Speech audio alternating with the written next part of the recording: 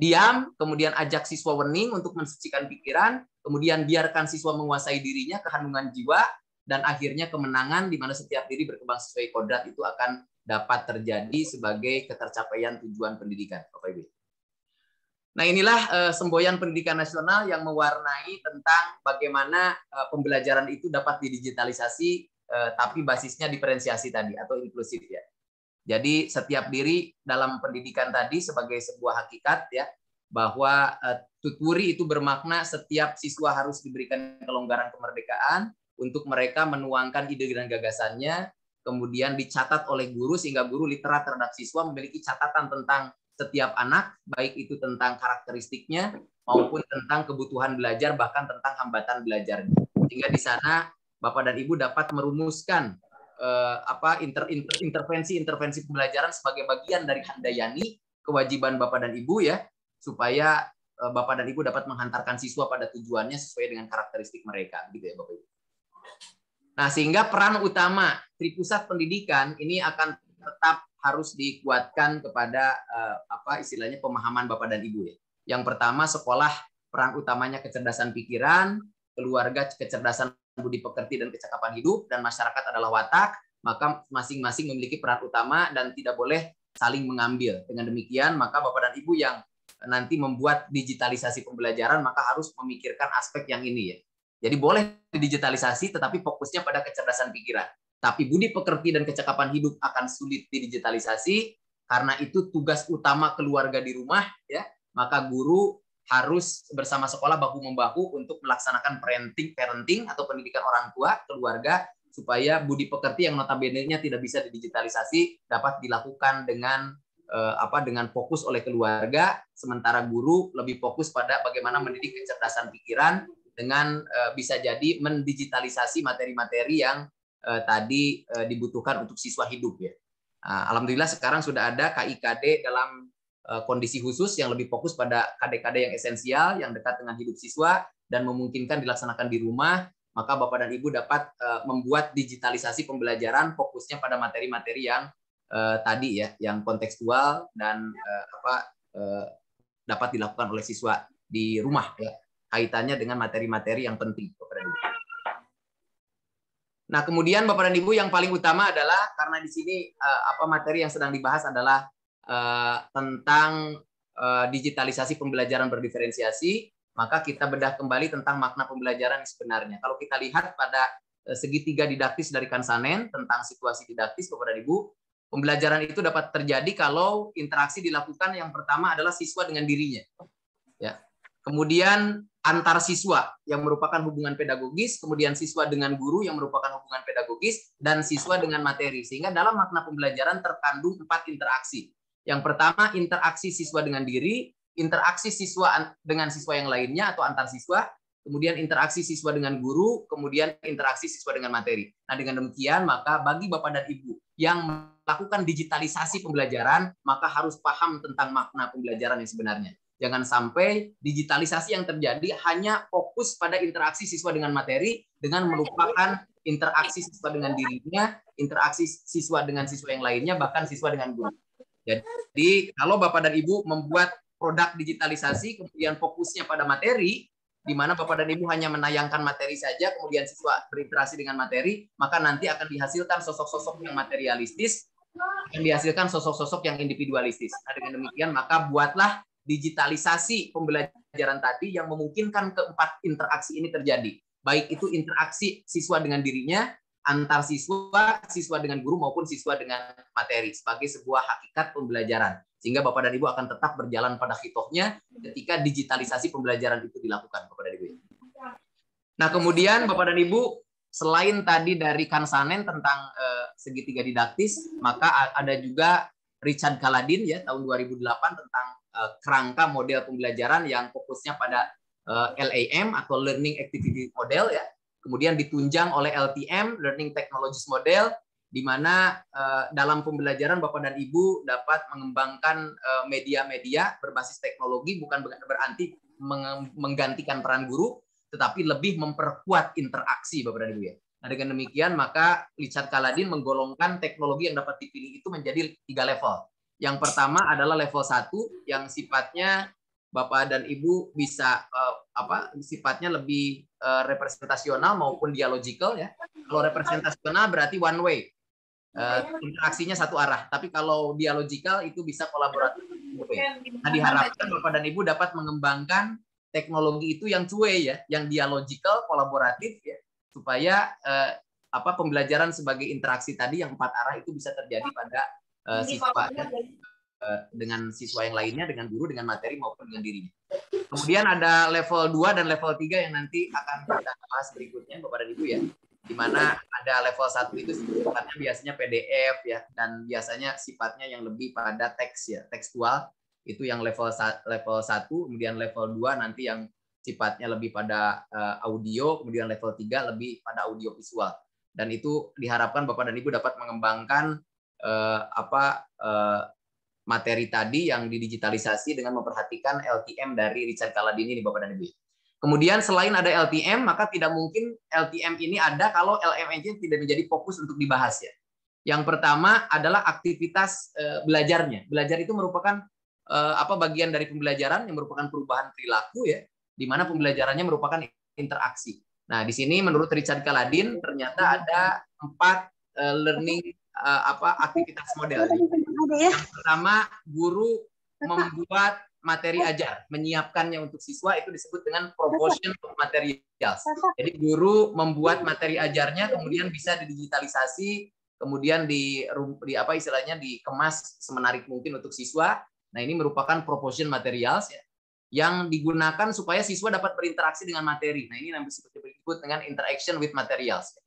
Jadi proportion materials adalah bagaimana materi tadi disiapkan oleh guru, kemudian interaction with material, di mana siswa berinteraksi dengan materi, kemudian interaction with fasilitator, guru berinteraksi dengan siswa, kemudian interaction between learner, ya, antar siswa berinteraksi, dan terakhir adalah interaction, yaitu interaksi siswa dengan dirinya. Nah, baik menurut Ki Hajar Dewantara, maupun menurut Kansanen tahun 2012, maupun menurut Richard Kaladin tahun 2008, ternyata pembelajaran itu merupakan interaksi multi arah, di mana interaksi itu terjadi siswa dengan diri, siswa dengan siswa lainnya, kemudian siswa dengan guru, dan siswa dengan materi. Nah, dengan demikian maka buatlah digitalisasi pembelajaran yang tidak melupakan makna pembelajaran sebagai interaksi multi arah, Bapak dan Ibu. Jadi ada kekhawatiran ketika digitalisasi pembelajaran ini dibuat oleh Bapak dan Ibu dalam konteks belajar dari rumah, maka Bapak dan Ibu hanya membuat materi-materi yang terdigitalisasi kemudian hanya diberikan kepada siswa.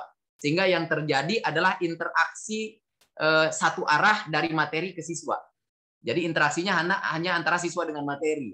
Maka makna pembelajaran sebenarnya menjadi kurang kental, dan akibatnya Bapak dan Ibu keluar dari hiktoh pembelajaran, dan suatu saat nanti pendidikan atau pembelajaran tidak akan efektif Bapak dan Ibu ya. Kenapa? Karena interaksinya terjadi hanya siswa dengan materi. Padahal di dalam makna pembelajaran yang merupakan interaksi siswa dengan dirinya yang pertama, yang kedua interaksi antar siswa, yang ketiga interaksi siswa dengan guru, dan yang terakhir adalah siswa dengan materi, maka interaksi siswa dengan materi itu ternyata diposisikan di posisi yang terakhir, di posisi nomor 4. Jadi kalau guru memahami dangkal tentang pembelajaran, yang dikhawatirkan adalah interaksi nomor 4 itu dibuat menjadi interaksi nomor 1 gitu ya.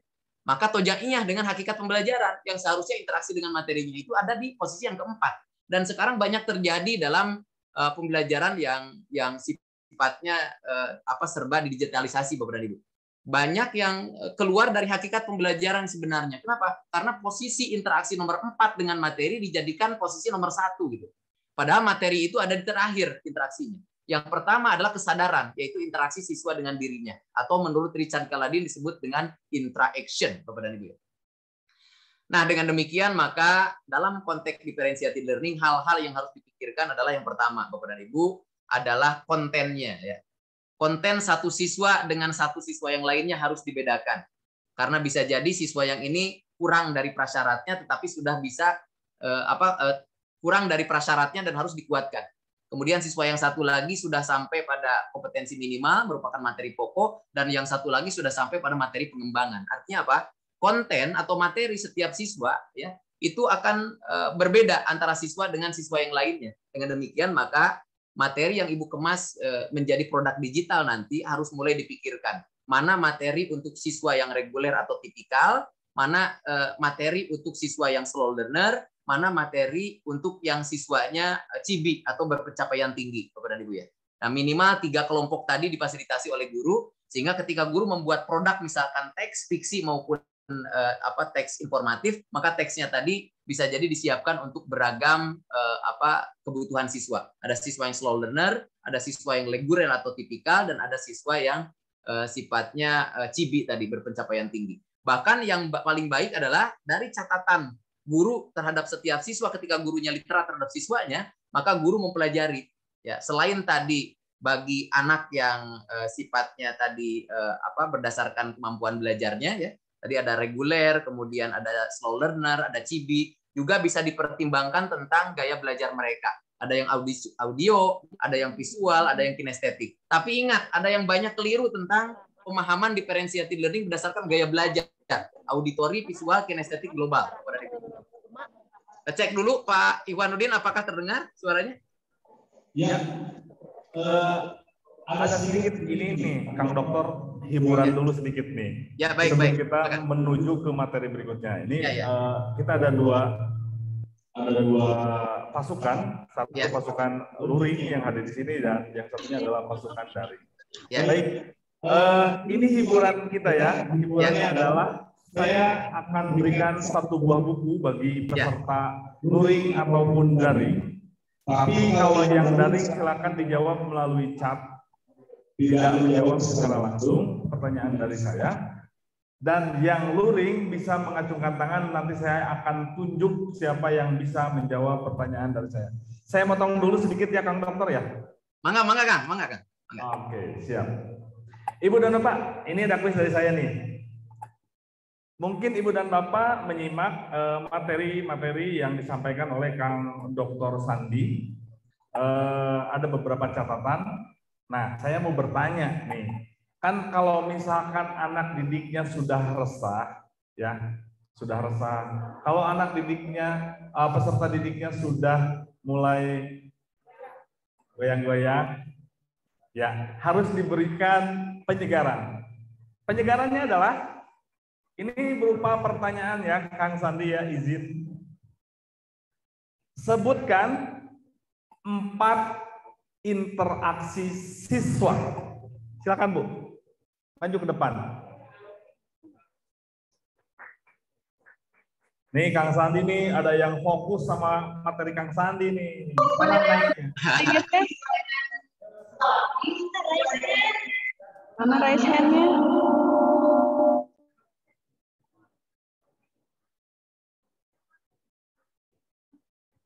Oke, Ibu dengan itu siapa? Ibu Hera dari SD. Sayuran ada berapa? Oh, tidak ada. Ya, oke, Ibu mau Ibu ya, silakan dibuka jawabannya. Interaksinya ada interaksi bisa dengan diri sendiri, kedua interaksi bisa dengan temannya, ketiga interaksi bisa dengan guru, dan keempat interaksi bisa dengan materi. Tepuk tangan dulu. Ini ada hadiah dari kami, Bu. Jangan dulu pergi. Ada 2 pemenang sekaligus karena ada yang menjawab melalui chat, yaitu Ibu Nurlela. Mohon maaf. Terima kasih Ibu, luar biasa. Sekali lagi tepuk tangan dong. Alhamdulillah. Ini dari Ibu Nurlela K, SDN 182 PC. Ya, hadir Pak. Ya, hadir katanya tuh. Jawabannya dengan diri, dengan guru, dengan teman, dengan materi. Oke, ya. Berarti satu buku diserahkan. Ya, judul bukunya ada Literature Circle. Ini penulisnya rekan kami ya, Ibu Sri Suryanti. Ini bukunya nanti Ibu saya kirim ke mana? Nanti bisa menghubungi panitia. Oke, nanti bisa menghubungi panitia ya, Bu ya. Ya, besok. Oke, Bu Nari. Pak Moderator. Kang Iwan. Ya, Kang. Saya mau nambahin hadiahnya. Ada berita gembira dari Kang Dr. Sandi nih. Alhamdulillah. Nambahin hadiah katanya. Ya. Untuk yang tadi luring mendapatkan buku 1 pendidikan dari Ki Hajar Dewantara ya. Kemudian yang Ibu Nur Laila mendapatkan buku 2 tentang kebudayaan dari Ki Hajar Dewantara. Berapa bukunya, Kang? Yang ini yang tadi yang luring mendapatkan buku 1. Buku 1 itu tentang pendidikan. Satu buku tapi buku 1 pendidikan. Kemudian yang di daring mendapatkan buku 2 tentang kebudayaan. Yang buku 1 ada sekitar 800 halaman. Yang buku 2 sekitar 400 halaman itu. Ya. Ya, syukran dokter. Ya. Oke, luar biasa. Sekali lagi tepuk tangan dong untuk Kang Dr. Sandi. Baik, kita akan lanjut lagi ya dengan pemaparan Dr. Sandi. Kang Dokter, saya akan berikan waktu mungkin 15 menit ke depan untuk menyelesaikan materinya. Dan kami akan lanjutkan lagi dengan door prize yang akan diberikan kepada Ibu dan Bapak Guru yang hadir pada kegiatan workshop pada hari pertama ini, pun bagi Ibu dan Bapak Guru yang mengikuti secara daring. Silakan dilanjut, Kang Dokter. Ya. Fokus lagi ya Ibu dan Bapak ya. Baik Bapak Ibu, pendidikan itu dibagi menjadi 2 jenis. Yang pertama pendidikan umum, SD, SMP, SMA itu pendidikan umum ya. Dan kebanyakan di sini gurunya guru SD, SMP ya. Sehingga pendidikannya adalah pendidikan umum. Yang diajarkan adalah ilmu hidup Bapak dan Ibu ya. Jadi bagaimana siswa dapat menjalani hidupnya itu yang paling utama. Nah, ada kekeliruan dengan adanya differentiated learning, siswa menjadi dikelompokkan. Ya. Anak yang visuali diberikan visual terus. Anak yang auditori diberikan auditori terus. Akibatnya apa? Akibatnya potensi dalam dirinya, yaitu telinganya bagi anak yang visuali tadi, itu tidak dimanfaatkan maksimal. Padahal dalam hidupnya, kehidupan itu sangat kompleks Bapak dan Ibu. Ya, tidak ada yang visual saja, tidak ada yang auditori saja ya. Semuanya tidak terduga dan munculnya kompleks. Audionya ada, visualnya ada, gerakannya harus muncul. Nah, kalau Bapak dan Ibu melaksanakan pembelajaran bagi anak yang visuali itu fokus pada visual saja, maka Bapak dan Ibu tidak mendidik mereka untuk hidup justru ya.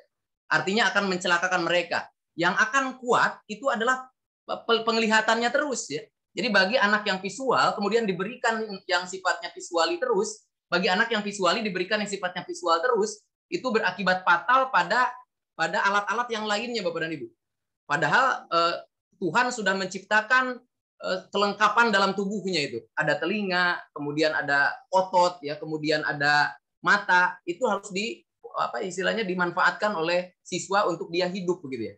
Jadi ada kekeliruan yang saya pahami dari Bapak dan Ibu yang mengembangkan media, kemudian mengembangkan produk-produk digital, bagi anak yang visuali diberikan visual terus gitu. Itu seperti tidak mengoptimalkan kelengkapan yang merupakan kodrat atau potensi yang diberikan oleh Tuhan gitu. Akibatnya yang bagus semakin bagus visualnya, matanya tadi, tetapi telinganya semakin buruk gitu ya. Yang auditorinya tadi. Nah, dengan demikian maka ketika dia hidup kemudian muncul di dalam hidupnya itu yang sifatnya auditori, dia tidak bisa hidup akibatnya karena dia tidak paham. Jadi guru dengan makna diferensiatif adalah bagaimana Bapak dan Ibu mengembangkan produk digital itu yang multi sifatnya.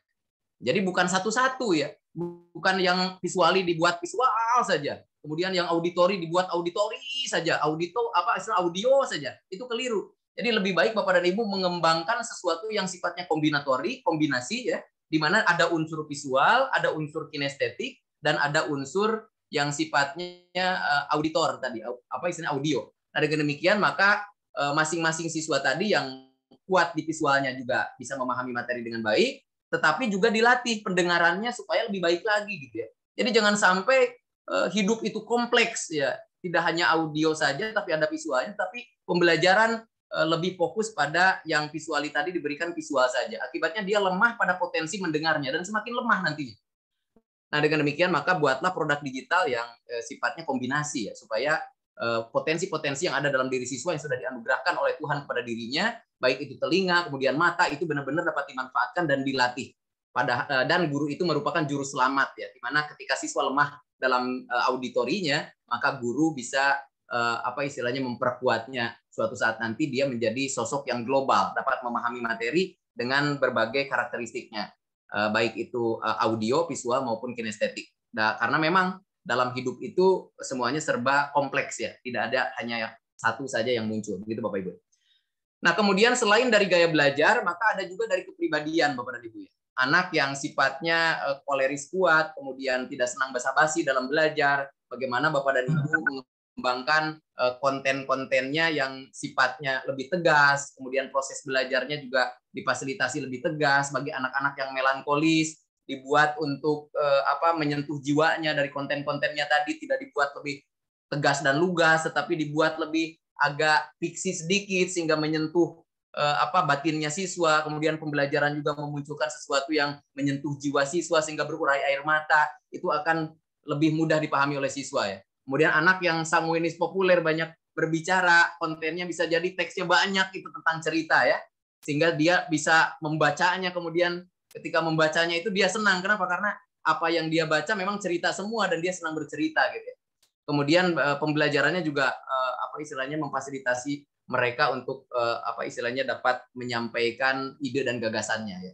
Kemudian bagi anak-anak yang damai-damai saja, Bapak dan Ibu bisa menyediakan materi-materi yang sesuai kebutuhan mereka.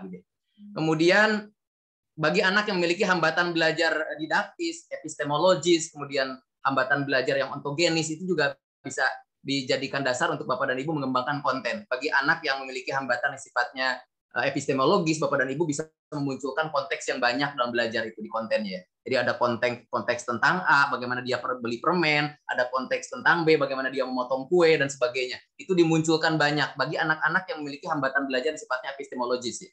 Kemudian bagi anak-anak yang memiliki hambatan belajar sifatnya ontogenis, tidak termotivasi dalam belajar, maka dalam kontennya dibuat warna-warni, kemudian dibuat semenarik mungkin, sehingga dia termotivasi untuk dia mau mempelajari apa yang kita sampaikan kepada mereka ya. Kemudian bagi anak-anak yang memiliki hambatan didaktis, konten dibuat lebih terstruktur, lebih sistematis ya, mulai dari yang konkret, semi abstrak, baru ke abstrak gitu ya. Nah, tidak hanya konten saja, tetapi proses, kemudian environment, ya, kemudian produk itu disesuaikan dengan karakteristik siswa ya.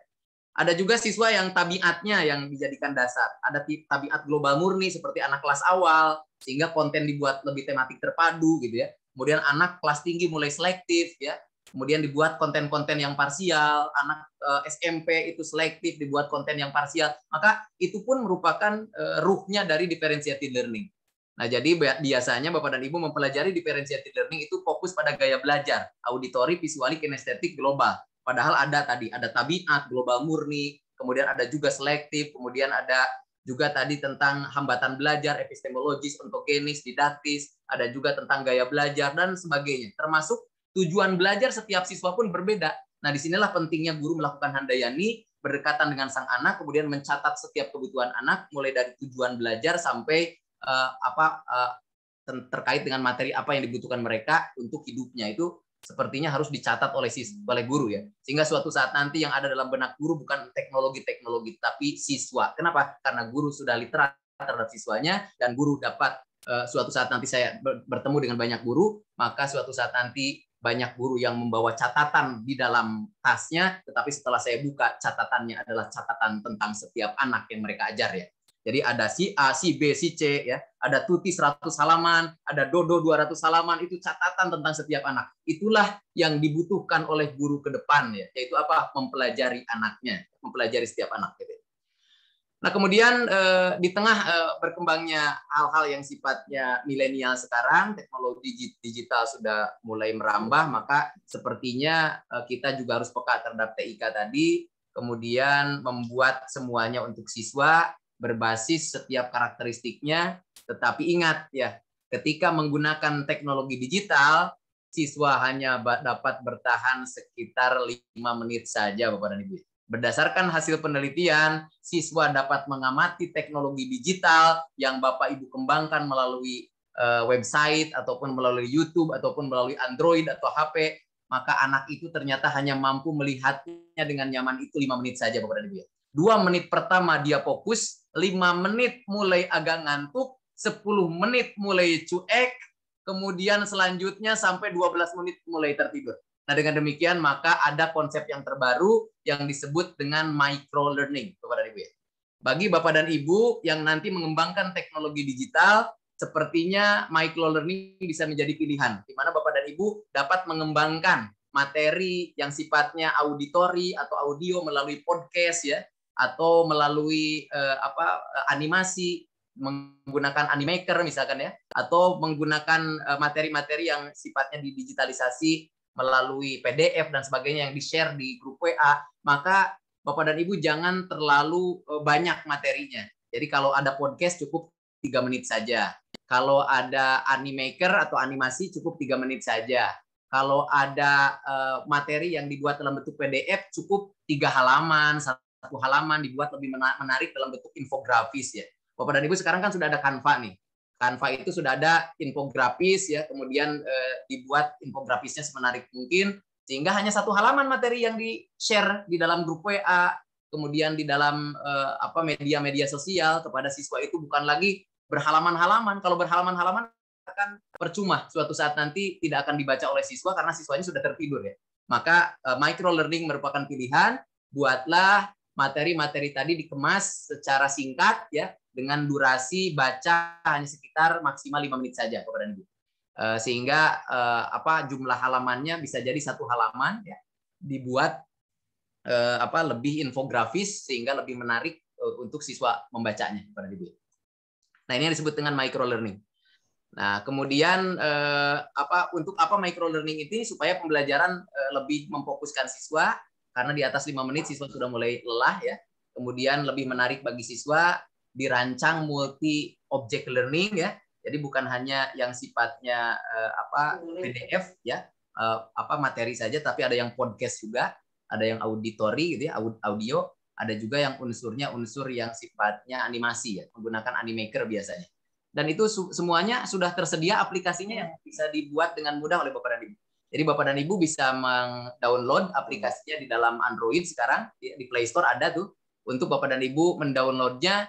Dan sekarang membuat animasi juga tidak terlalu sulit ternyata ya, ada Animaker, di sana sudah tersedia bagaimana menggerakkannya, sepertinya 1 hari belajar juga Bapak dan Ibu sudah bisa membuat animasi-animasi menarik yang dapat dikemas dalam bentuk micro learning Bapak Ibu ya. Nah, kemudian mengapa pilihannya micro learning? Karena lebih mudah ya, lebih mudah diingat, lebih tuntas belajarnya, dan dapat dipilih materi-materi yang penting saja. Materi-materi yang lainnya bisa dicari oleh siswa secara mandiri. Dengan demikian maka interaksi siswa dengan dirinya, interaksi antar siswa dapat tetap dilakukan sebagai sebuah makna pembelajaran Bapak dan Ibu. Kemudian 58% pembelajar lebih memilih sumber online untuk memenuhi kekurangan informasi.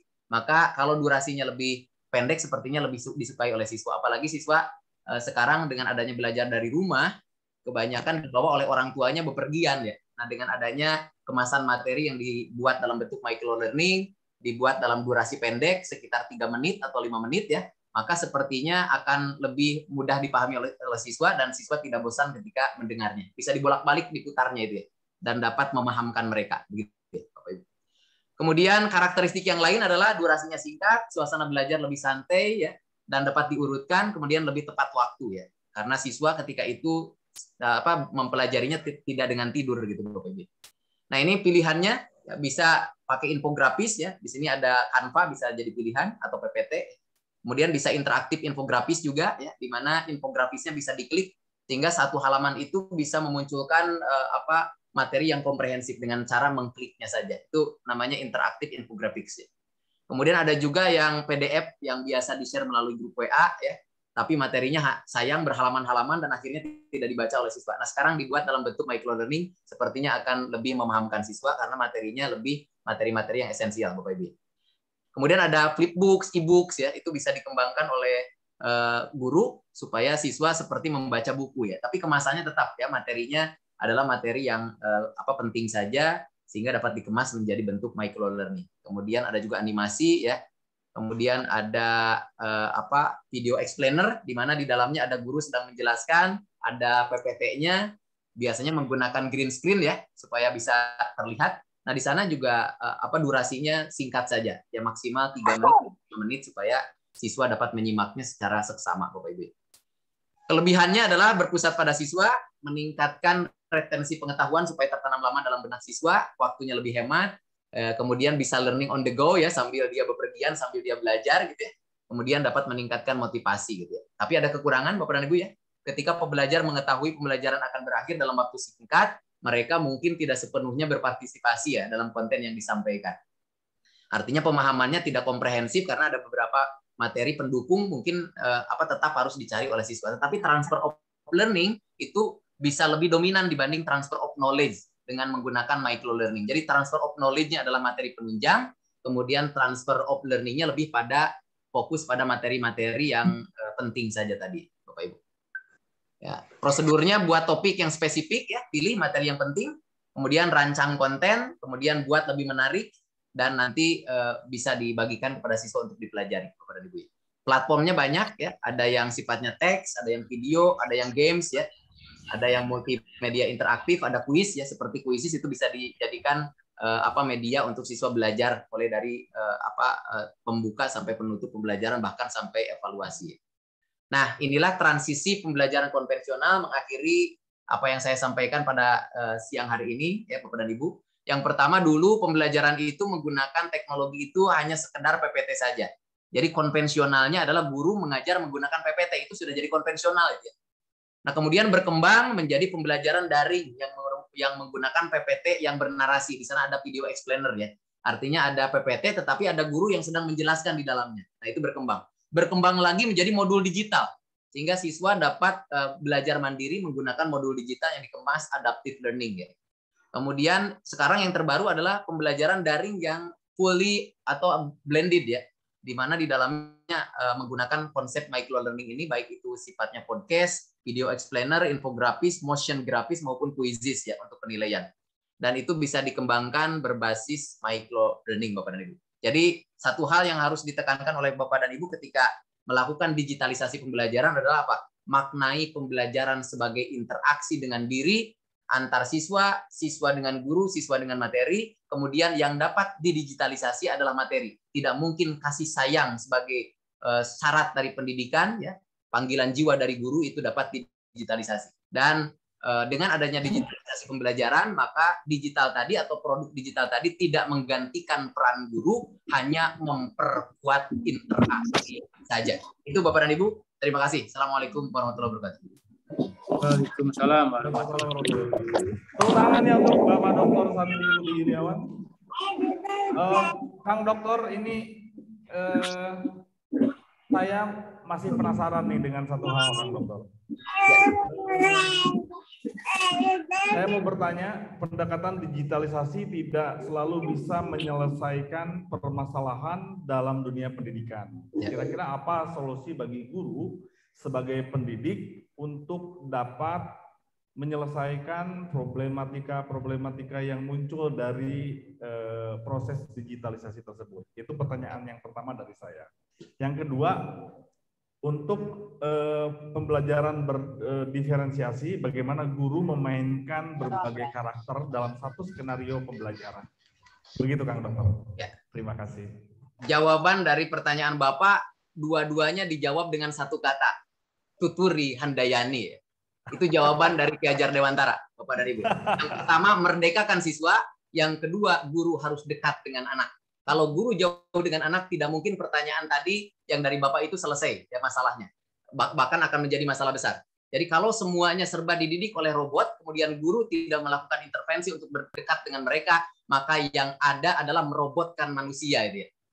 Padahal pendidikan adalah proses memanusiakan mereka sebagai manusia dan dapat dimanusiakan oleh manusia. Tidak mungkin robot memanusiakan manusia. Yang dapat memanusiakan manusia adalah manusia itu sendiri. Nah, dengan demikian maka jawabannya adalah lakukan tuturi dan lakukan handayani. Tidak mungkin tuturi dilakukan saja kalau handainya dilupakan gitu. Jadi tetap dua-duanya itu. Jadi jawabannya dari Ki Hajar Dewantara ternyata Kang Iwan ya. Betul. Siap. Hatur nuhun Kang Sandi. Ya, saya akan buka pertanyaan biar adil ya Teh Resti, karena waktu sudah semakin merapat ke 14.30, saya akan buka satu pertanyaan dari peserta luring dan saya akan buka pertanyaan dari satu peserta daring. Satu peserta daring itu akan ini nih, sudah ada yang raise hand, yaitu Ibu Nur Lailaka yang tadi ya, yang mau bertanya, dan yang lainnya silakan untuk menutup raise hand-nya untuk yang daring termasuk saya. Ya, kita mulai dari peserta daring dulu, Pak. Silakan. Yang dari daring dulu. Dari daring dulu. Oke, silakan Ibu Nur Laila.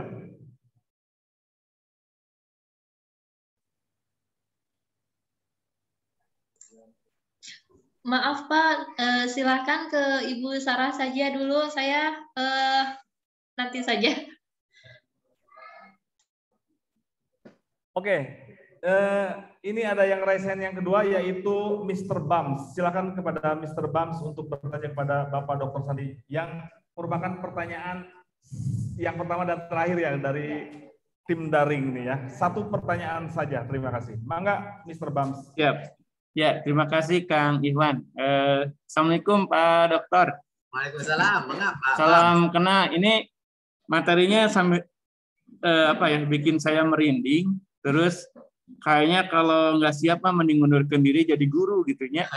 Gitu karena ternyata memang setelah dibedah oleh Pak Dr. Sandi itu luar biasa ya guru itu ya. Tapi kata-kata kuncinya sudah mulai terarah gitu. Dekat, kenal dengan anak. Nah, dari situ mungkin kita bisa mulai. Karena terus terang Pak Dr. Sandi, konsep kita dengan sekarang yang PJJ ini, meskipun ada PTMT dan sebagainya, memang ada semacam loss gitu ya. Karena betul tadi kita tidak bisa menjadikan teknologi ini sebagai pengganti kita. Tetap harus dekat, harus apa gitu. Sehingga pengalaman saya bagaimana dekat dengan anak, kemudian apapun tadi kata Pak Dokter adalah bagaimana apa sih kebutuhan mereka, dan kita punya satu kelas dengan 28 siswa dengan berbagai karakter itu kan luar biasa kita. Sementara kadang-kadang kita sanu gampang gitu kan, bikin PPT udah atau bikin video ya, atau gimana gitu. Tapi kebutuhan-kebutuhan itu kadang-kadang tidak mudah gitu untuk mengeksplornya Pak Sandi. Nah, ada nggak kiat-kiat khusus yang memang dibutuhkan saat ini, Pak? Jadi biar kami para ibu bapak guru aplikatif gitu ya. Apa nih yang harus dilakukan oleh bapak ibu guru dengan kondisi real hari ini, detik hari ini gitu. Apa kira-kira yang bisa kami lakukan? Karena saya yakin semua sudah melakukan berbagai digitalisasi. Ya, saya biasa bikin refleksi diri Pak Dokter. Jadi setiap habis belajar, mereka nanya gimana mulai dari perasaan, kemudian materi hari ini kira-kira ada yang sulit nggak atau yang tertangkap. Kemudian di akhir semester juga saya juga memberikan review melalui kuesioner dengan 8 pertanyaan. Bahkan saya mencoba untuk nantang anak-anak. Cing, Bapak punten atuh Mr. Bam teh ngajar teh di punten sabra, meskipun bisa saja subjektif gitu. Tapi itulah yang bisa saya lakukan karena inilah Merdeka Belajar. Saya ingin mengeksplor kelas dan insya Allah besok saya akan sharing Pak Dokter sebetulnya. Ya. Tidak seperti Pak Dokter Sandi yang luar biasa terkonsep. Saya hanya ke ibu bapak guru yang ada nih sebetulnya sharing, dan ibu bapak yang hadir. Insya Allah Pak Dokter kita akan berikan blog My ID. Jadi mereka kita kasih blog. Kalau berlangganan lumayan setahun itu gitu kan. Jadi hari ini mereka yang ibu bapak yang hadir di sini juga akan dapat blog gratis dari my.id. Terima kasih Pak Dokter. Ya. Langsung dijawab aja mungkin Pak Iwan ya. Siap Kang. Ya. Siap Kang. Mundur jadi guru setelah tadi saya sampaikan, maka mundur jadi manusia. Karena setiap diri terlahir itu memang hakikatnya sebagai seorang pemimpin, dan makna guru itu pemimpin sekarang dari makna perkembangan modern itu Bapak dan Ibu. Setiap diri adalah pemimpin dan akan dimintai pertanggungjawaban terhadap yang dipimpinnya. Nah, dengan demikian maka ketika Bapak dan Ibu memimpin diri paling tidak ya, kemudian memimpin keluarga, pasti Bapak dan Ibu akan melihat keunikan mereka Bapak dan Ibu ya. Tidak mungkin Bapak dan Ibu memberikan sesuatu pada si A tetapi keluar dari karakteristik dia atau keinginan dia. Maka Bapak dan Ibu akan selalu melakukan analisis kebutuhan. Jadi apa yang kita lakukan di keluarga dibawa ke kelas, berarti membawa anak-anak orang lain tadi yang tidak ada ikatan darah dengan kita dibuat seperti anak kita sendiri gitu. Dan tidak mungkin pendidikan itu sukses kalau Bapak dan Ibu di dalam hatinya masih ada perasaan bahwa ini anak orang lain gitu ya. Pendidikan akan sukses ketika dalam benak ibu itu menghilangkan ikatan darah tadi. Artinya apa? Ini adalah anak saya meskipun tidak ada ikatan darah dengan saya. Dengan demikian maka apa yang kita lakukan, kita berikan untuk anak kita yang kita cintai di dalam keluarga, itu ditransposisi pengalamannya ketika Bapak dan Ibu mengajari anak-anak.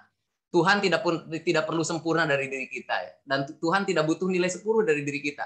Tuhan itu hanya mengharapkan kita selalu mencoba. Jadi cobalah lagi ya.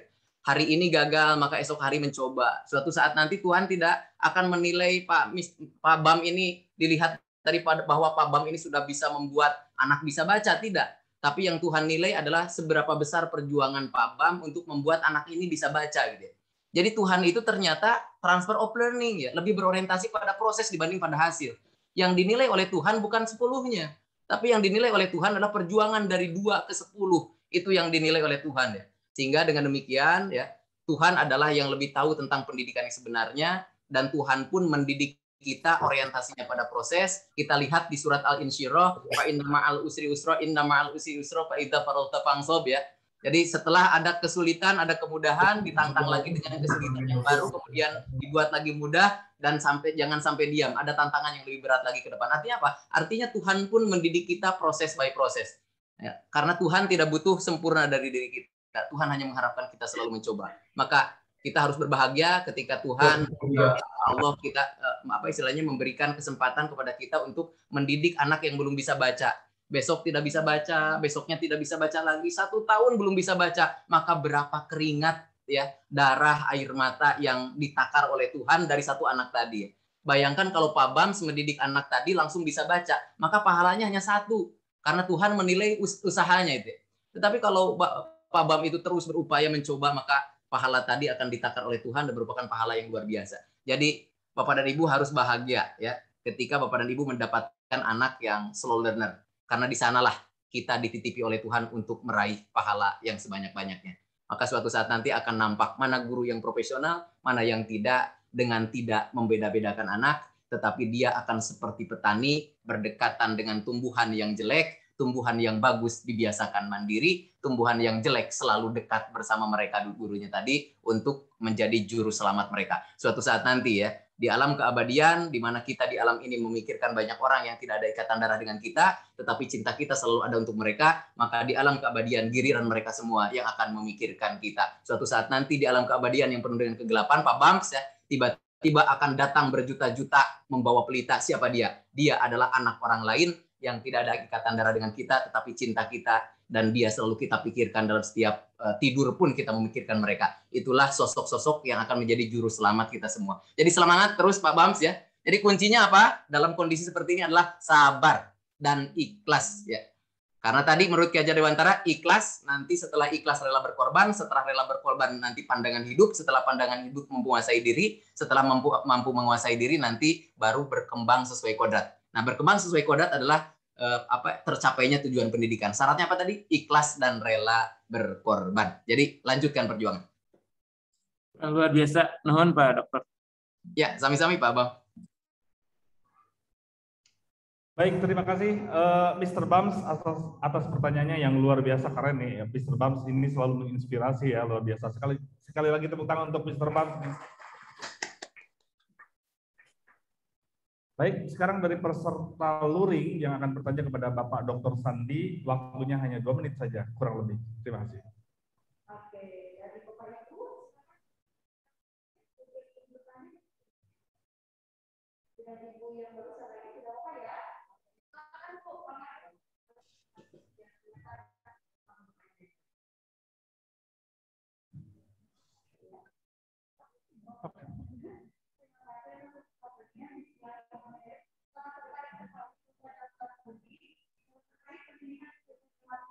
namun kami sebagai guru setelah PJJ ternyata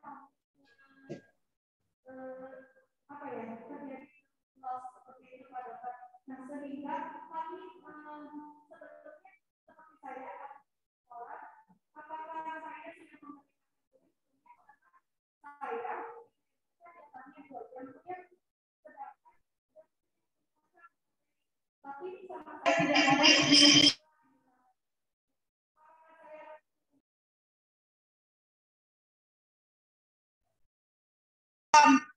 seperti teman-temannya. Nah seperti itu satu. Apakah saya sudah memerdekakan murid tersebut? Karena saya memaksa yang belum bisa jangan dulu pulang seperti itu. Pertama itu. Yang kedua, bagaimana strateginya Pak Dr. Sandi? Strategi agar pendidikan Ki Hajar Dewantara ini tercapai ketika masih PTMT. tatap mukanya masih terbatas. Kami memiliki keterbatasan dari waktu, terutama waktu, sehingga pembelajaran atau ingin rasanya yang tadi Pak Dokter sampaikan itu diaplikasikan di kelas, namun kami mengalami keterbatasan waktu seperti itu. Bagaimana strateginya? Terima kasih. Assalamualaikum warahmatullahi wabarakatuh. Ya, baik. Pertanyaannya bagus tadi, 2 pertanyaan ya, Pak Iwan. Punten tadi rada kirang kadangu anu luring mah. Tadi terkait tentang kekhawatiran akan lost learning ya, Bu ya. Kekhawatiran akan lost learning dan tadi apa lagi, Bu Reski? Kekhawatiran ini terkait keadaan sekarang di mana anak-anak itu mengalami learning loss.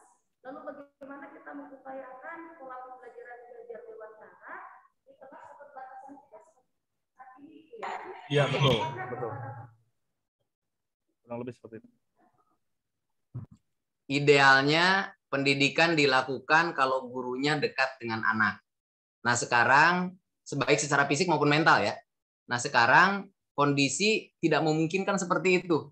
Artinya kondisinya tidak ideal.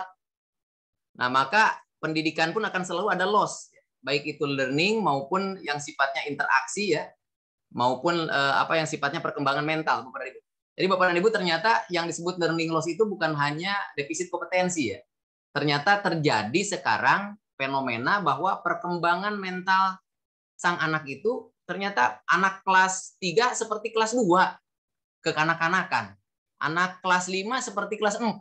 Anak SMP seperti anak SD sekarang dengan adanya pembelajaran dari rumah. Kenapa? Karena minim interaksi ya. Minim interaksi artinya hakikat pembelajaran itu tidak dilaksanakan sepenuhnya. Makanya karena tojaiyah keluar dari itu, karena memang kondisi seperti ini sekarang, maka yang terjadi bukan hanya defisit kompetensi, ternyata sekarang defisit perkembangan mental sekarang itu. Kemudian hal-hal yang lain banyak terjadi. Nah, itu merupakan sebuah kewajaran ketika memang gurunya jauh dari anaknya itu ya. Karena memang kondisi sekarang gurunya dijauhkan dengan sang anak ya, dengan adanya COVID-19 ini ya. Sehingga guru itu berinteraksi hanya secara tatap maya saja ya. Secara fisik dia jauh, padahal yang diingat oleh siswa suatu saat nanti dari Pak Bam bukan materi tentang EPB KPK yang diajarkan oleh Pak Bam, tetapi elusan Pak Bam terhadap kepala siswa ketika siswa bisa dan tidak bisa ya. Siswa yang bisa dielus, siswa yang tidak bisa didoain, ditiup ubun-ubunannya, dipeluk ya. Suatu saat nanti yang diingat oleh siswa bukan KPK dan EPB-nya, Bapak dan Ibu, tetapi pelukan dari Bapak dan Ibu, dan di dalam itu ada makna pendidikan yang sebenarnya, ada kasih sayang Bapak dan Ibu. Nah, dengan demikian maka dikarenakan sekarang kondisinya memang seperti ini, maka akan selalu ada loss di dalamnya. Nah, bagaimana supaya loss tadi diminimalisasi? Maka paling tidak kalau Bapak dan Ibu sulit untuk bertemu dengan sang anak ya di dalam pembelajaran, kalau bisa dilaksanakan luring itu bagus. Kalau tidak bisa maka lakukan guru kunjung sekali-kali. Tapi kalau itu tidak bisa pula, paling tidak Bapak dan Ibu menatap setiap anak di dalam Zoom meeting itu. Karena banyak guru yang pembelajarannya melalui Zoom meeting, tetapi muka setiap anak tidak ditatap satu persatu. Dia terus menyampaikan materi sampai tuntas, sampai Assalamualaikum ya. Padahal di dalamnya ada anak-anak yang dia sedang sedih, kemudian ada anak-anak yang tidak semangat belajar melalui Zoom meeting tadi ya. Maka guru seharusnya dapat mencatat setiap karakteristik anak itu berdasarkan melihat muka setiap anak ketika berinteraksi dengan guru pada saat Zoom meeting terjadi. Nah, berapa banyak guru yang ketika melakukan Zoom meeting menatap setiap muka anak ya. Ada, maaf ya, ada Bams, ada Ihwanuddin, ada Nur Laila, dilihat satu persatu dicatat, nampak tidak termotivasi, nampak bosan, tertidur. Ada nggak catatan begitu? Kan tidak.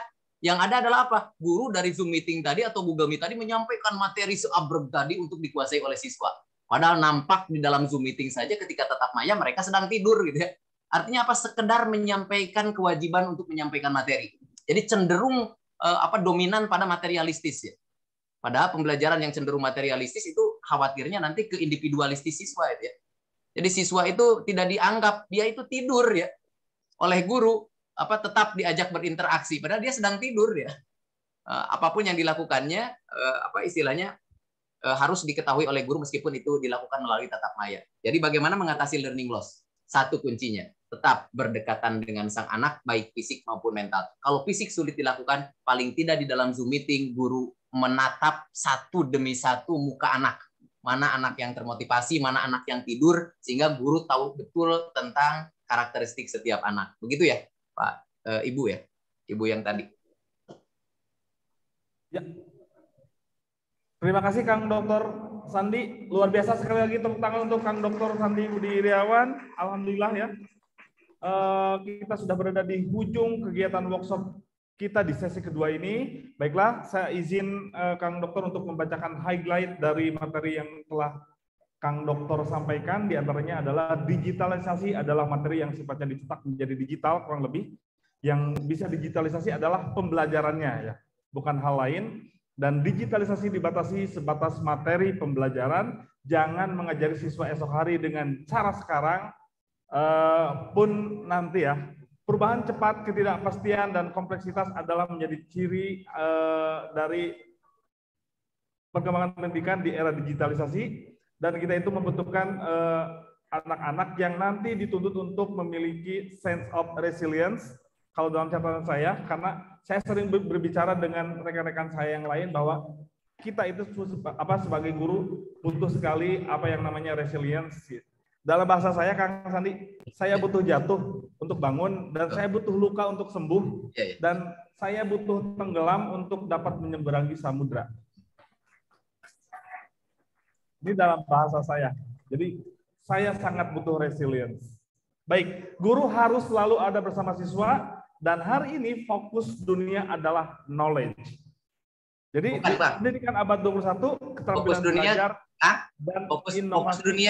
Fokus dunia bukan ke knowledge. Fokusnya pada resiliensi. Knowledge itu malah paling bawah. Knowledge paling bawah. Maaf. Ya, di catatan saya fokus dunia kepada resiliensi, maaf. Pendidikan abad 21 yaitu keterampilan belajar dan inovasi keterampilan TIK dan media, kecakapan karier, dan kecakapan hidup. Lalu langsung loncat saja ya. Nih, maksud dan tujuan pendidikan menurut Dewantara nih. Nyemong, kelonggaran, pandangan hidup, menguasai diri, tumbuh kodrat. Jadi pendidikan itu harus inklusif dan digitalisasi pembelajaran agar siswa tumbuh secara kodratnya melalui Merdeka Belajar. Pak Iwan, ya, ada pertanyaan yang belum dijawab oleh saya satu tadi tentang apa kalau ada anak yang apa istilahnya di waktunya pulang kemudian tidak disuruh pulang gitu tadi ya, pertanyaan begitu. Itu gimana katanya? Apakah menjajah atau tidak? Saya bertanya pada yang bertanya dulu, Pak Iwanuddin. Apakah ketika tidak membuat siswa pulang itu ada cinta nggak di dalam hati Ibu tadi? Coba saya jawab dulu. Ada cinta nggak di dalamnya untuk mereka yang dibuat tidak pulang tadi? Ada katanya anak tersebut ingin agar anak tersebut tidak tertinggal pelajaran seperti yang lain, sehingga jangan dulu pulang ya. Kemudian saya nge-WhatsApp mamahnya, maaf ya, telat pulang karena ini masih belajar matematika. Nah, itu memenjarakan waktunya bukannya seperti itu, tapi hanya Ibu dasar Ibu melakukan itu cinta kan? Pasti cinta. Bu, dasarnya karena cinta, betul. Dan cinta itu adanya di dalam hati, dan hati itu dekatnya dengan ikhlas. Pak, kalau Ibu melakukan hal tadi, karena cinta, Pak. Ya, berarti kalau Ibu melakukan tadi sudah ada ikhlas sebagai dasarnya pendidikan. Berarti Ibu sudah melakukan pendidikan dengan baik. Oh gitu, kirain saya memenjarakan waktunya. Tidak ya, Pak. Kelak cinta akan mengalahkan segalanya, Bu. Jadi kembali ke ibunya ya. Pak Dr. Sanusi luar biasa. Baik Kang Dokter, saya akan lanjut lagi ya. Ada door prize lagi nih untuk Ibu dan Bapak Guru yang menjadi peserta pada hari ini. Di antaranya adalah nih, saya sudah menyiapkan. Baik. Ini ada 2 hadiah di penutup kegiatan ini. Satu hadiahnya adalah buku, yang kedua hadiahnya adalah pulsa sejumlah 50.000 dari panitia. Lumayan ya Bu ya di akhir bulan ya. Baik, saya tidak akan bertanya dulu lalu Ibu mengacung, tapi saya akan tunggu siapa yang berani mengacungkan tangannya pertama kali, baru saya tanya. Jadi ngacung dulu. ngacung dulu. Karena nanti dia kalau yang saya tanya dulu dia udah tahu jawabannya, nanti nengok sedikit dan bisa saya colek kiri kanan gitu ya. Silakan. Yang berani untuk mengacungkan tangan dan mendapatkan hadiah buku penerapan core skills di kelas-kelas di Indonesia. Kalau nggak bisa jawab gimana, Kang Iwan? Nggak bisa jawab. Harus berani salah, Bu. Trial and error ya orang mah. Yuk, ngaracung.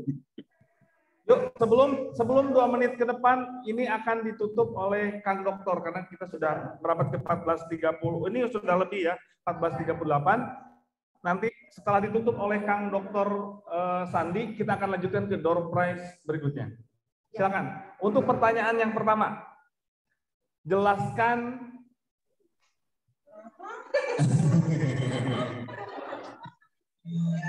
Oke, sebutkan. Jelaskan. Oke. Jelaskan pengertian digitalisasi. Digitalisasi itu yang saya pahami dari Bapak sama Pak Dr. Sandi, itu digitalisasi untuk pemaparan materi. Tapi materinya itu kita ambil dengan banyak konten, misalkan dengan banyak seperti tadi ada contohnya, ada pakai microlearning, contohnya bisa pakai infografis, pakai Canva, ada tadi kan ada 3 level tuh. Ada level 1 dia bisa pakai berbentuk PDF. Kemudian yang kedua level 2 dia bisa berbentuk audio.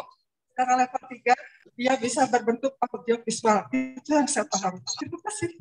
Baik, saya akan kembalikan ke Kang Dokter. Kang Dokter Sandi, gimana jawaban dari rekan yang hadir di sini? Iya, mantap. Mantap, dapat buku deh.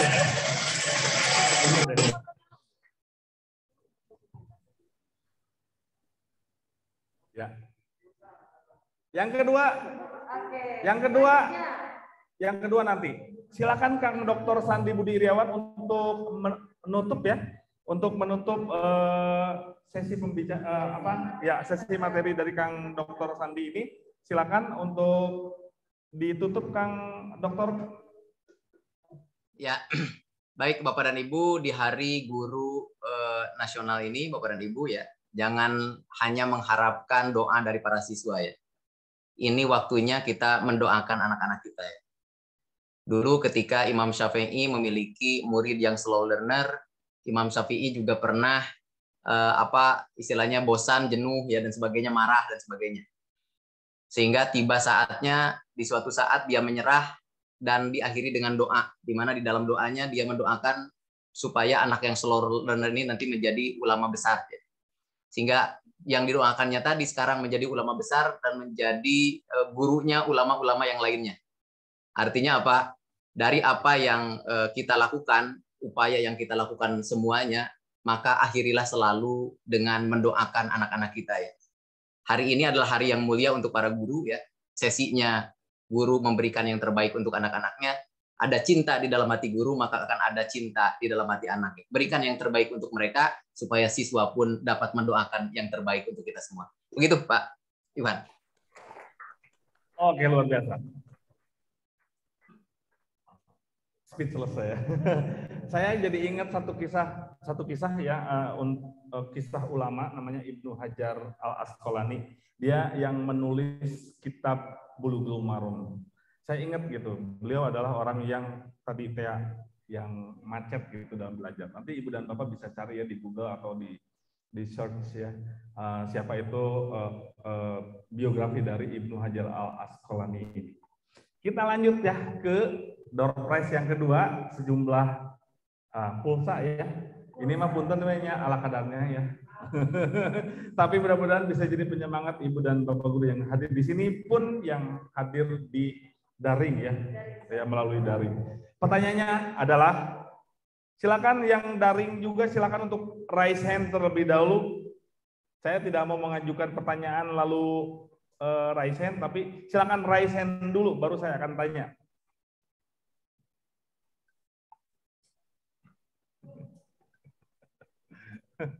Ayo, siapa? Ada lagi pemberani? Dari daring atau dari luring silakan. Pertanyaannya. Daring ataupun luring ya Pak? Ya udah deh, saya ngalah deh ya. Saya kasih pertanyaan dulu deh ya, biar cepet ya.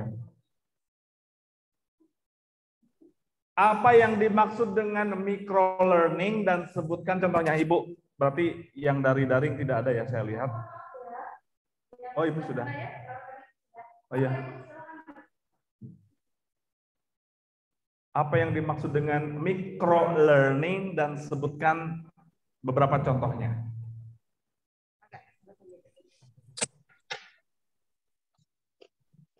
Ya, Assalamualaikum warahmatullahi wabarakatuh. Perkenalkan, nama saya Diza. Saya izin menjawab. Microlearning itu pembelajaran yang skalanya kecil. Contohnya, video berdurasi 1-3 menit. Paling maksimal itu 5 menit. Kemudian melalui PDF, gambar, kemudian animasi, dan lain-lain. Terima kasih, Pak. Gimana, Kang Dokter? Mantap, Bu Disa, lanjutkan. Mantap, Bu Disa, silakan untuk nanti ya, sebelum pulang menghadap dulu ke panitia dan silakan ditulis. Nanti menghubungi panitia ya, Bu ya. Biasanya akan segera hari ini ya. Baik, alhamdulillahirrahmanirrahim, kita telah sampai di ujung kegiatan di hari pertama ini. Semoga materi yang telah disampaikan oleh pemateri kita yang luar biasa, Kang Dr. Sandi Budi Iriawan. Sekali lagi tepuk tangan untuk beliau. Semoga materi-materi yang beliau sampaikan pada siang menuju sore hari ini menjadi inspirasi untuk kita, untuk dapat di sekolah masing-masing, ya, di tempat tugas kita masing-masing. Terima kasih banyak untuk narasumber hebat yang satu ini. Sekali lagi beri tepuk tangan yang riuh untuk Bapak Dr. Sandi Budi Iriawan, MPD. Dan kami mewakili panitia, Dinas Pendidikan, PGRI, dan reng-rengan yang hadir di depan atau di belakang. Kami mengucapkan terima kasih banyak karena Ibu dan Bapak Guru telah hadir di tempat ini. Dan bagi Ibu dan Bapak Guru yang hadir melalui daring, kami ucapkan terima kasih banyak yang sebanyak-banyaknya. Ya, mudah-mudahan utlubul ilmi minal mahdi illal lahdi. Jadi ya, jangan patah arang dalam belajar. Tuntutlah ilmu semenjak dari buayan hingga ke liang lahat. Mudah-mudahan menjadi saksi dalam hidup kita nanti untuk dipertanggungjawabkan di yaumil mizan bahwa kita itu adalah pembelajar. Terima kasih banyak Kang Dr. Sandi, terima kasih banyak untuk semuanya. Billahi taufiq wal hidayah wal inayah. Wassalamualaikum warahmatullahi wabarakatuh. Waalaikumsalam warahmatullahi wabarakatuh.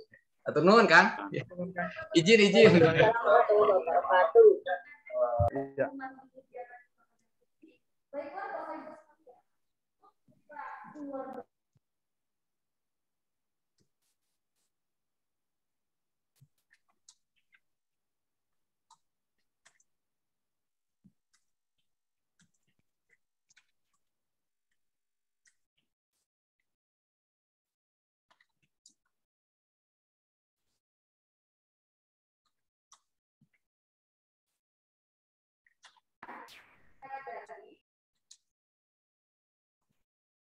Kang Iwan, boleh pengumuman sebentar?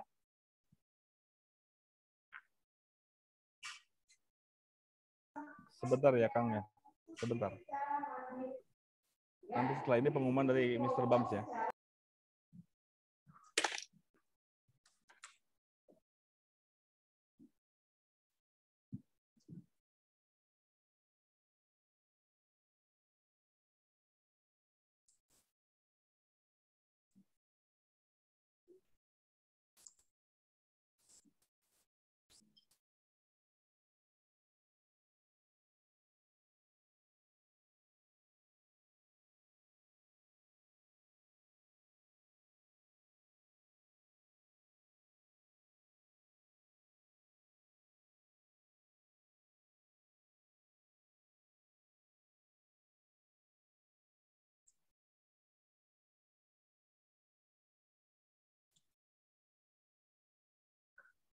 Pak Iwan ada di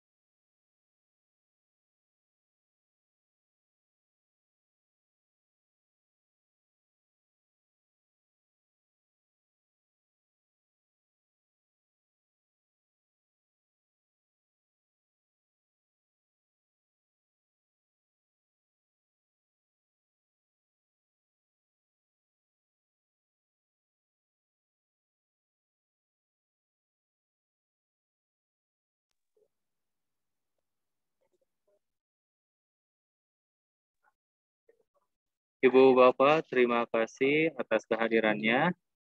Sampai jumpa besok kembali. Assalamualaikum warahmatullahi wabarakatuh. Waalaikumsalam warahmatullahi wabarakatuh. Waalaikumsalam warahmatullahi wabarakatuh.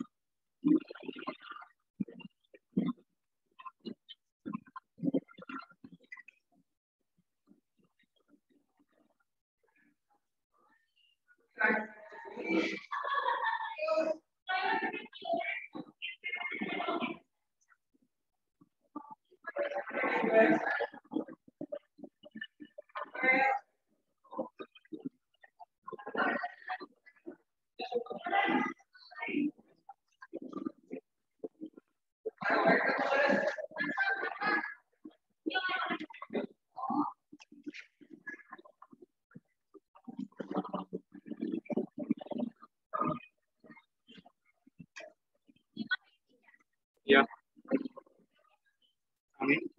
Kena.